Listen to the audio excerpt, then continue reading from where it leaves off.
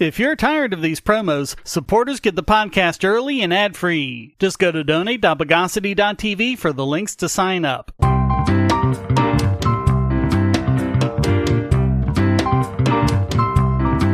Welcome to the Bogosity podcast for the week of April 7, 2024. The podcast that's scared of the Susies. This is your host, Shane Killian. Let's relativize the news of the bogus. So it looks like the Alvin Bragg New York Trump trial is going to be as corrupt as all the others. After several unbelievably bad decisions, almost worthy of Judge Engoron, it's now been found that the daughter of Manhattan Supreme Court Justice Juan Merchan literally makes anti-Trump propaganda for Democrats. Lauren Merchan is president of Authentic Campaigns, a political consulting firm that has raised at least $93 million in campaign donations, in large part using opposition to Trump in general and this case in particular. This includes making campaign material for censured Congressman Adam Schiff, who was the leader in proffering misinformation about the Trump-Russia collusion hoax, and the Senate Majority PAC, which aims to maintain Democratic control of the Senate. Trump spokesman Stephen Chung said, quote, "Authentic Campaigns, and thus the judge's daughter, is actively making money from this sham attack against President Trump, rendering Judge Merchan conflicted out. The judge should do the right thing and immediately recuse himself in order to show the American people that the Democrats have not destroyed our justice system completely. Him continuing to be involved in this crooked Joe Biden-directed witch hunt is a complete violation of applicable rules, regulations, and ethics." The first recusal request was over the fact that Merchan donated to Democrats during the 2020 election year, including Joe Biden, and he personally urged Alan Weisselberg to be a government witness. The judge refused, saying he searched his conscience and was sure he could rule fairly. Remember, recusal is there not just when a judge has an actual conflict or bias, but when there's even an appearance of impropriety. One email for Schiff's senatorial campaign read, "It is a somber moment and unprecedented for a former president to be indicted, but his alleged offenses are also unprecedented. Trump will respond as he always does, playing the victim and blaming others for having the temerity to investigate him in the first place." The Senate Majority PAC sent off emails that read, "Breaking news," all caps, "Donald Trump indicted by Manhattan grand jury. This is an important moment for our democracy, but our work isn't over. We must continue protecting our Senate majority from GOP extremists.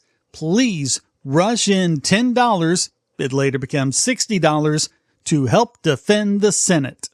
Schiff has raised $20 million since he began soliciting based off of the case, and the Senate Majority PAC has brought in over $73 million.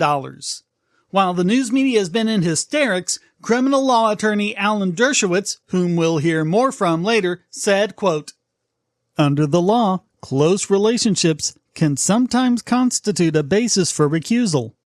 Lauren Merchan also worked for VP Harris's 2020 presidential campaign as Director of Digital Persuasion. Don't you just love the politispeak?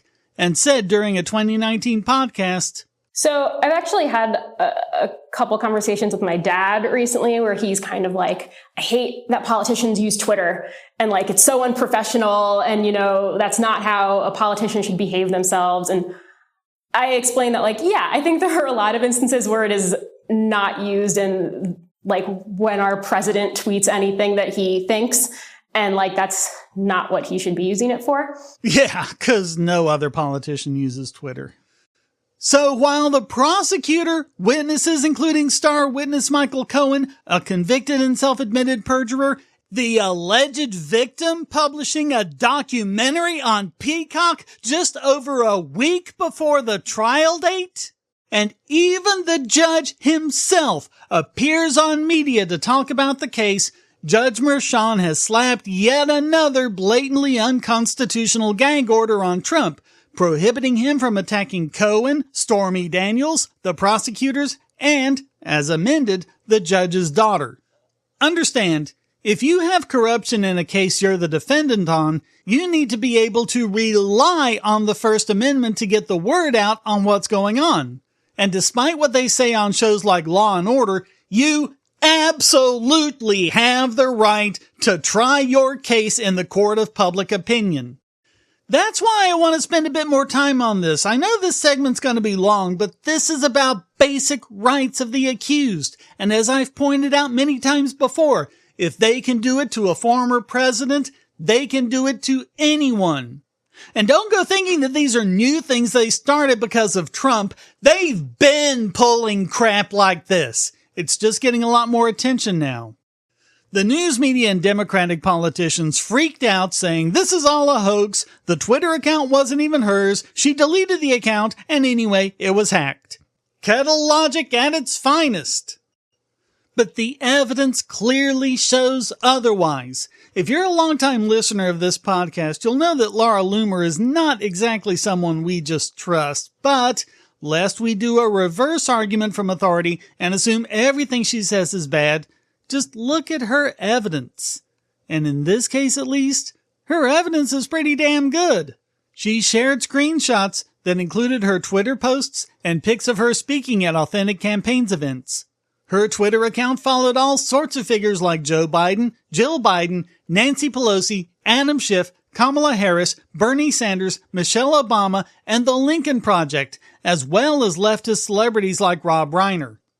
Loomer even shared FEC reports showing her to be a frequent donor to Act Blue, who passed those donations on to Democratic candidates. I won't go over the Truth Social posts that got Donald Trump the gag order, but you can see the screenshots and read the transcripts in Loomer's report.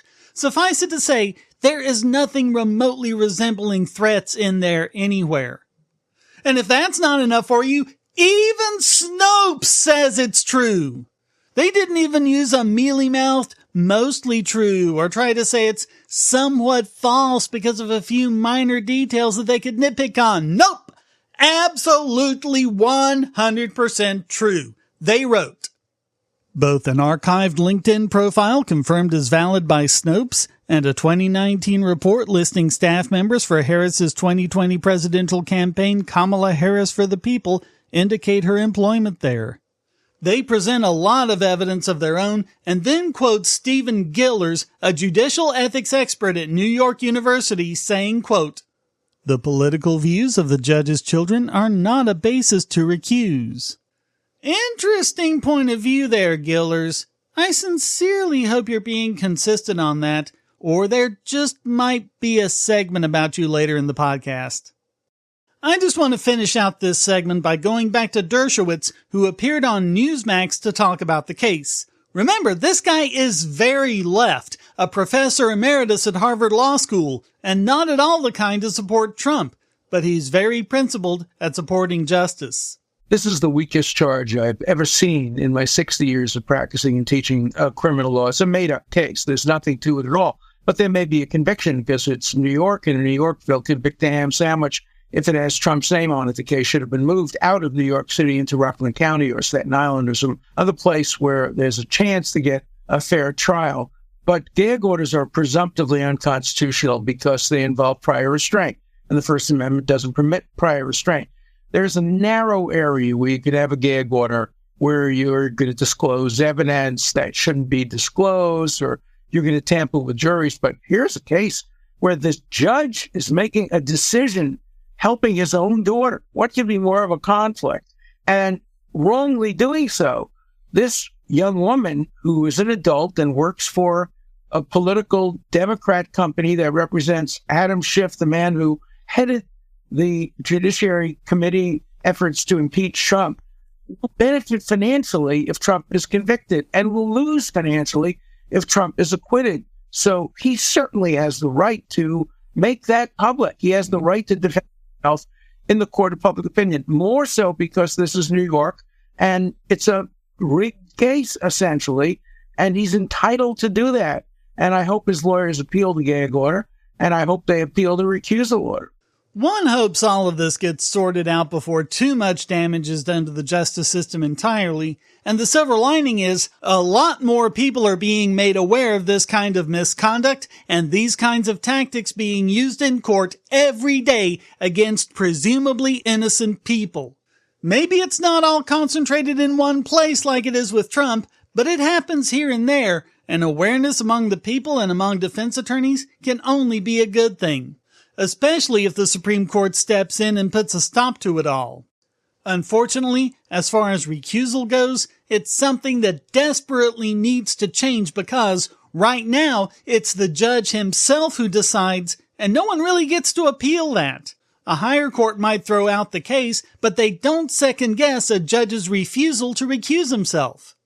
Which means that the honest judges will recuse themselves to avoid the appearance of impropriety, whereas the judges with bias or a vested interest in the outcome of the case will cling on to it like a screaming kid throwing a tantrum.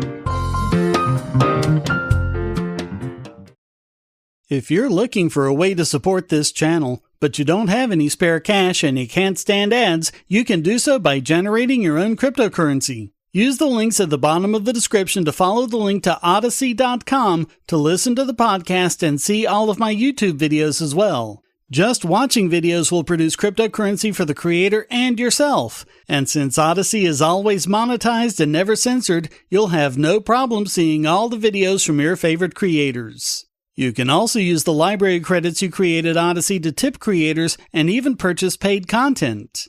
Earn library credits through various rewards, including daily view rewards and the number of shares and invites. And you can interact with creators in all sorts of ways, including like and dislike, comment, boost a post by supporting it, repost it, and share to other sites, all while earning crypto for the creator. Easily monetize yourself and your favorite creators using cryptocurrency, without advertising. Use the link below to visit this channel on Odyssey.com and see many of your other favorites there as well.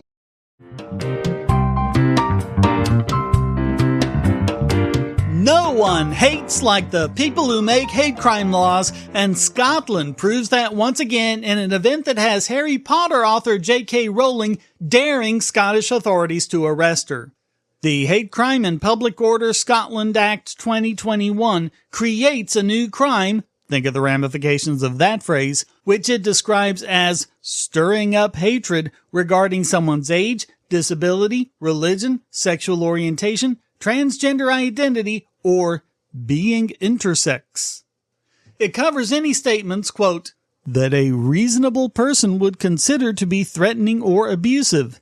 As if they actually know anything about what reasonable people think. Any offender, in more ways than one, could get up to 7 years in prison. It doesn't protect women, but don't worry, Scotland is working on a new misogyny law to cover it. Rowling gave us the skinny in a thread she posted to X. Quote, in passing the Scottish Hate Crime Act, Scottish lawmakers seem to have placed higher value on the feelings of men performing their idea of femaleness, however misogynistically or opportunistically, than on the rights and freedoms of actual women and girls. The new legislation is wide open to abuse by activists who wish to silence those of us speaking out about the dangers of eliminating women's and girls' single-sex spaces, the nonsense made of crime data if violent and sexual assaults committed by men are recorded as female crimes, the grotesque unfairness of allowing males to compete in female sports, the injustice of women's jobs, honors, and opportunities being taken by trans-identified men, and the reality and immutability of biological sex. The redefinition of woman to include every man who declares himself one has already had serious consequences for women's and girls' rights and safety in Scotland, with the strongest impact felt, as ever, by the most vulnerable, including female prisoners and rape survivors.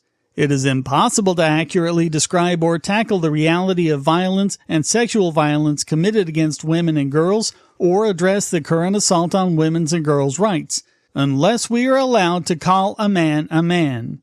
Freedom of speech and belief are at an end in Scotland if the accurate description of biological sex is deemed criminal.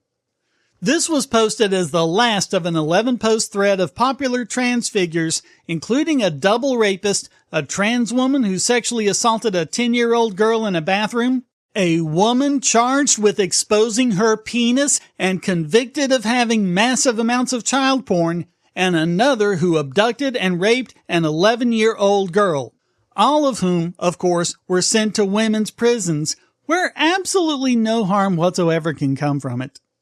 She concluded, I'm currently out of the country, but if what I've written here qualifies as an offense under the terms of the new act, I look forward to being arrested when I return to the birthplace of the Scottish Enlightenment. Several Scottish politicians decried the criticisms, like Victims and Community Safety Minister Sheobian Brown, who said, quote, I think there has been a lot of misinformation, before incorrectly going on to claim the law was passed unanimously. India Willoughby, who was included in Rowling's thread as someone who, quote, proves we women can call a black broadcaster a nasty bitch who wouldn't be anywhere without woke, dub lesbians men, insult the looks of a female Olympic swimmer, joke about kidnapping feminists, and still get airtime. What a gal. Said Rowling's posts were, quote, in breach of the Equality Act and the Gender Recognition Act. She also posted, why won't Police Scotland, Northumbria Police, or Metropolitan Police do something? You claim to protect LGBT+, but run away when J.K. Rowling does this very deliberately because you are scared of her. She mocks you. Another post of hers read, there are many psychopaths in society, cold, lacking empathy. Not all are murderers, but some are. A good percentage of J.K. Rowling's 14 million followers will be in that category. Her words put trans people in danger. Yet she's treated like a saint. She also said Rowling was being, quote, very Trump. Of course they're not going to arrest Rowling. That would be incredibly negative publicity that would mean the end of their political careers and likely the law itself. Time will tell, though, how many rank-and-file Scots will get swept up in whatever enforcement there is of this law. We can only hope attention is brought to them should it ever happen. And if it never does, then the law is a meaningless joke.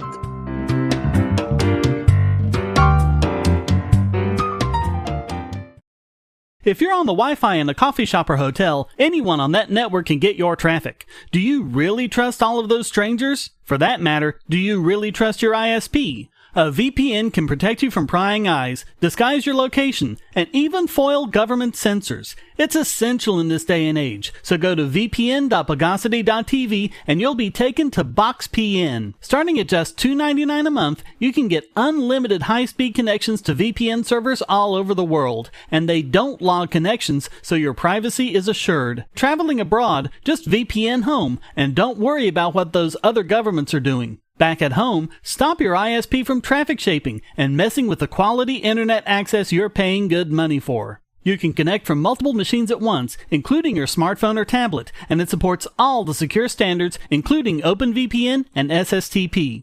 Bypass censors and surveillance with your own secure VPN connection. Go to vpn.bogosity.tv.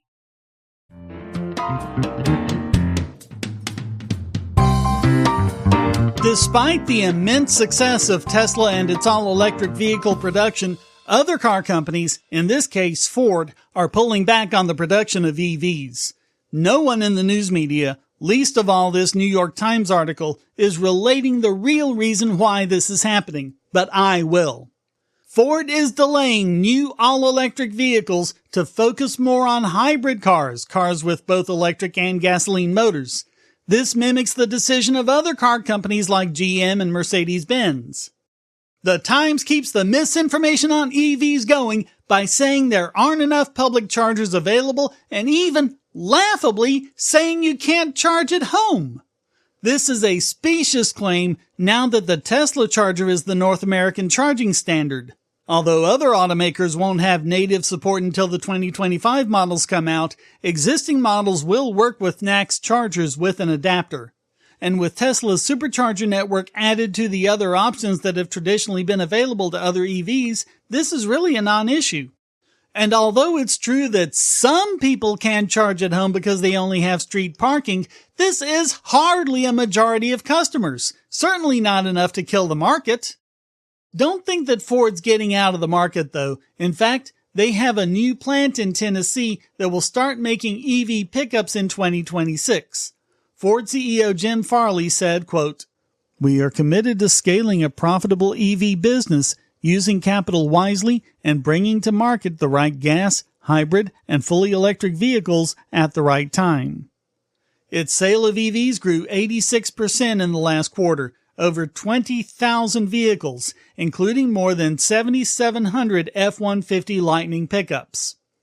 Notice how the Times phrases things like, "Many car buyers interested in electric vehicles appear to be opting for hybrid cars," without saying why this is or what it means. Here's the problem, people, and it has nothing to do with the price of chargers or anything else. The reason why people are opting for other cars is because dealers are pushing other cars and are very reluctant to push EVs. Why? Because here's the dirty secret. Dealers actually don't make that much selling the car itself. The markups just aren't that big. And although some make a bit more with credit deals, the fact is, dealers make most of their money from routine maintenance from existing customers, such as oil changes. Maintenance EVs don't need. Selling EVs hurts the bottom line of dealerships.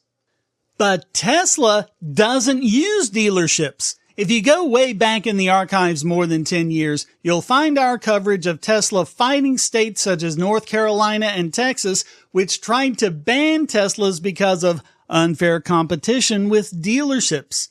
Trade unions representing dealerships pushed for these laws in several states.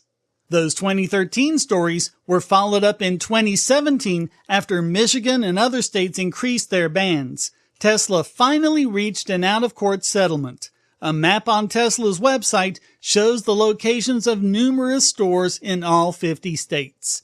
This is a battle they won. But Ford and other automakers don't sell directly to the public. They all go through these dealerships, and people looking for a new car are going to be discouraged by those dealerships from buying electric because it just isn't good for their bottom line. So the New York Times and other outlets are just wrong. It's not reluctance by consumers, it's reluctance by dealers who push their reluctance onto consumers and steer them to ICE or hybrid vehicles. Consumers who are more and more frustrated with the dealership process, going through hours of rigmarole to buy something that should just take a few minutes. If the government is really serious about the push to EVs, then let them free the market. Break the bonds that dealerships have on car companies. Let them sell EVs directly to the consumer.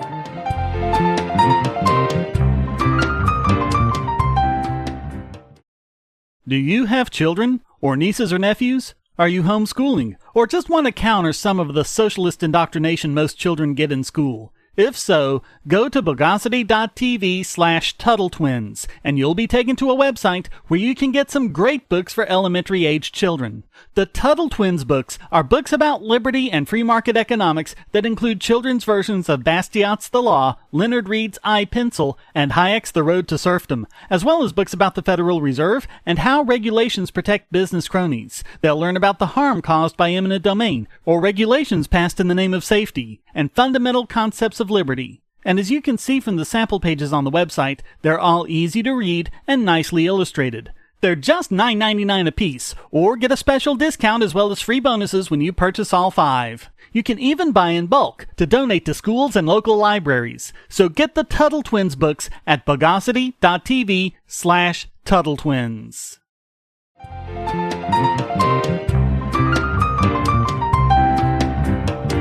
And now it's time to circularize this week's biggest Bogon emitter.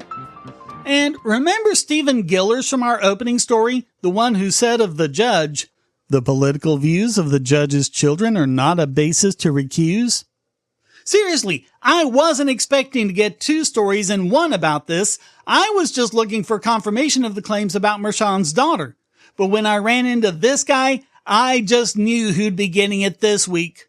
When it's a clearly biased judge with a conflict of interest, but Donald Trump is the defendant, it's ridiculous to say that the political affiliations of family members is relevant.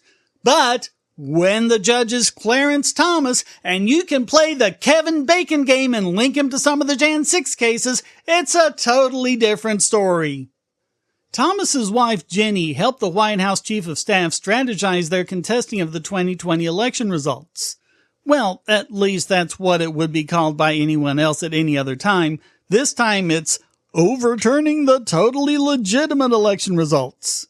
Even though we've covered tons of reasons to doubt the results in several key states. The kangaroo court known as the Jan 6 Committee, whose shenanigans we've covered at length, used that as an excuse to subpoena Jenny's text messages, even though there's absolutely nothing whatsoever that actually connects her to the rioters on that day. But she took the same position as some other people who protested the same thing, a few of which smashed some windows, and that's totally an insurrection, and with everyone else it's guilt by association. Despite the fact that one of her texts specifically said, quote, "Those who attack the Capitol are not representative of our great teams of patriots for DJT." And one of the voices screeching that Clarence Thomas should recuse himself was none other than Gillers, who said, quote, "It was his obligation as a justice under the recusal statute to ensure that nothing she had been doing warranted his recusal. Thomas could not maintain a kind of false ignorance, closing his eyes and ears." Yes, Thomas has to recuse himself from all election challenge cases because of this. And then, of course, there's Thomas's lifelong friend, Harlan Crow. Thought experiment. You have a friend who's a billionaire. He invites you to parties at his mansion, offers to let you use his vacation houses, fly on your private plane, and take cruises on your super yacht. Do you take him up on it? Seems like an easy yes, doesn't it? Yet the left has been screeching about these illegal gifts as an excuse to get Thomas off the bench. But the fact is, it's only an issue if Thomas presides over a case where Crow or one of his businesses is plaintiff or defendant. That's it. You don't get to go any further. No playing the Kevin Bacon game. But they say, Thomas has sat on cases where one of the parties had a business in the same industry as one of Crow's industries, so that counts. A viewpoint that would allow you to demand the recusal of basically any justice on any case. Now, let's get to Gillers. For context, the rule is the justices don't have to report gifts that come from the personal hospitality of an individual. In other words, stuff you do with friends. I mean, would you have to report every time a friend takes you out to eat? It's ridiculous.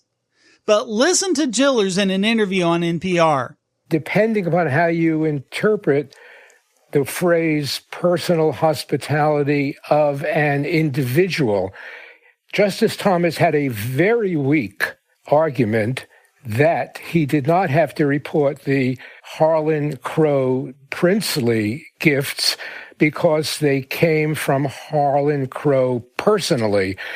That argument is wrong, but it's not impossible. It's wrong, but not impossible? What kind of judicial ethics newspeak is that?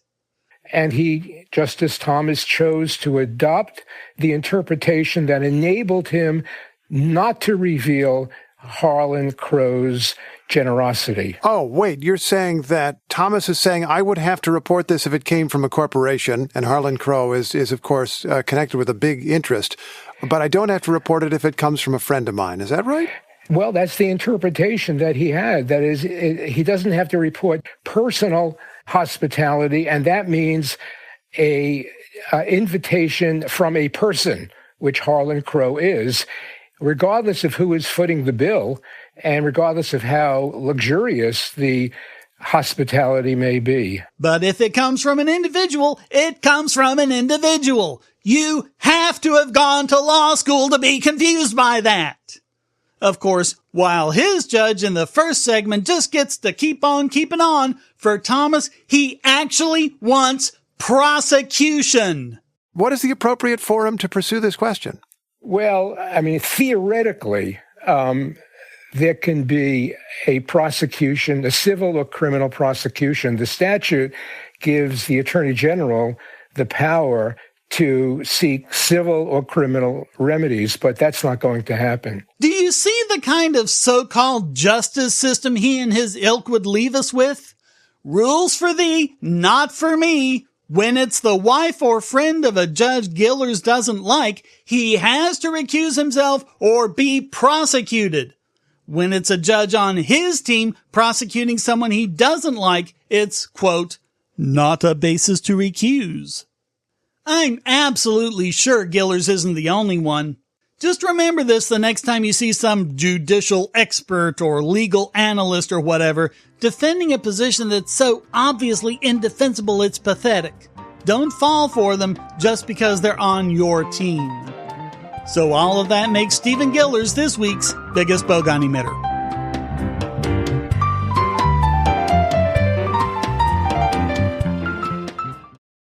I want to tell you about the eyeglasses I've been wearing for years. As people can see on my videos, I have a very strong prescription, which makes glasses more expensive, especially when I need computer glasses, reading glasses, prescription sunglasses, and most expensively, progressive lenses for general everyday wear.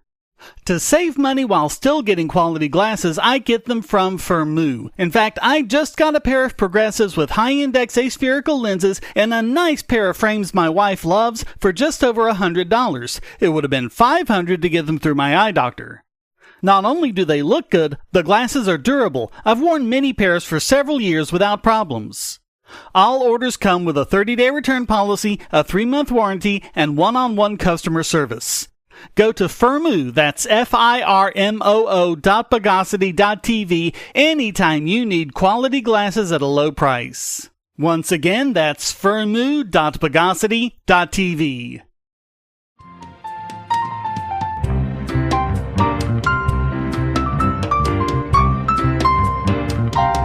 And now let's circumnavigate this week's Idiot Extraordinaire. And this week it goes to Manhattan Councilwoman Carlina Rivera, who made a group of firefighters take down a flag honoring 6 of their members who perished on 9/11 because it was, survey says, a fascist symbol. Firefighters at Ladder Company 11 in the East Village saw a man pull up on a bike, identifying himself as a staffer for the councilwoman and informing them that her office had complained about the flag and demanded to know why it was still up. The flag itself is the Thin Red Line, a black and white U.S. flag with a red stripe along the middle, representing firefighters who put their lives on the line to save citizens from fires. The flag is used to honor firefighters who have died or been injured in the line of duty. It's a similar design to many other flags for other first responders, including white for EMS, gold for dispatchers, and, of course, blue for police. The last one became controversial decades ago when it was used to represent police who protected their fellow officers who abused their power, stopping them from being held accountable. More recently, it's been used to defend officers who fatally shoot or otherwise kill complying suspects, many of whom we've covered on this podcast over the years. And it's been adopted by the Blue Lives Matter movement, which seems largely based on stopping any form of police accountability reforms, such as ending or at least severely limiting qualified immunity. And of course, that means the more hysterical side of the political aisle has dubbed the Thin Blue Line flag as white supremacy. But this flag isn't that, and so this should be a non-issue. But apparently, one constituent contacted Rivera's office and complained. And I'm sure they get all sorts of crazy complaints, so why get all twisted about this one? Unless, of course, this is about Rivera grabbing more power and attention for herself. But that couldn't be it, could it? The FDNY received an email from Rivera staffer Lysandra Rosario saying, quote, I'm reaching out on behalf of a constituent of ours regarding a thin blue red line flag on Ladder 11 last week and earlier on Jan 20th. When asked about the meaning, they claimed it was to honor deceased firefighters. However, he brought up that they could have used any FDNY flag rather than a politically charged symbol. Afterwards, FDNY Deputy Chief Joseph Schiarelli told him that the department banned all altered versions of the American flag, so they'd have to take it down. It was just hours later when Commissioner Laura Kavanaugh reversed the decision and said they could put the flag back up. But of course, there was no apology or anything for the psychological abuse they'd been put through. One firefighter said, quote, "We're happy with the outcome of this, but we're offended it happened in the first place. This flag has huge significance for us." Another said, quote, "I wish they would have come at it like, hey, we want to learn about the flag and what it represents before they asked for it to be taken down." Yeah, but that would have been reasonable. Of course, after it all happened, Rivera denied that her office had anything to do with it. She also claimed to have a strong relationship with firefighters even after voting to strip them of tens of millions of dollars, a plan that was reversed by the mayor. It would have been great if the city had apologized and confirmed that firefighters have First Amendment rights too, but that will be a road too far, I guess, especially for Rivera, a member of the Democratic Socialists of America. So, yes, if the socialists get put in charge, you can expect more of this. And you were wondering why New York is in such rough condition. So all of that makes Carlina Rivera this week's Idiot Extraordinaire.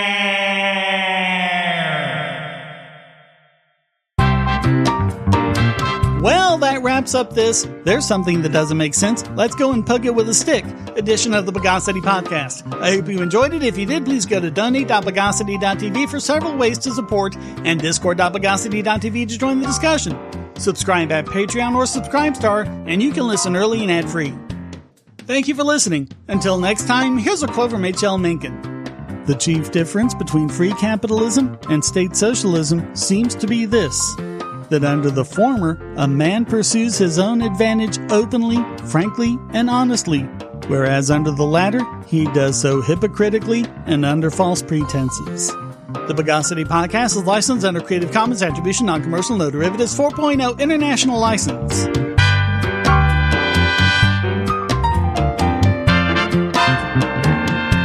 Bogosity.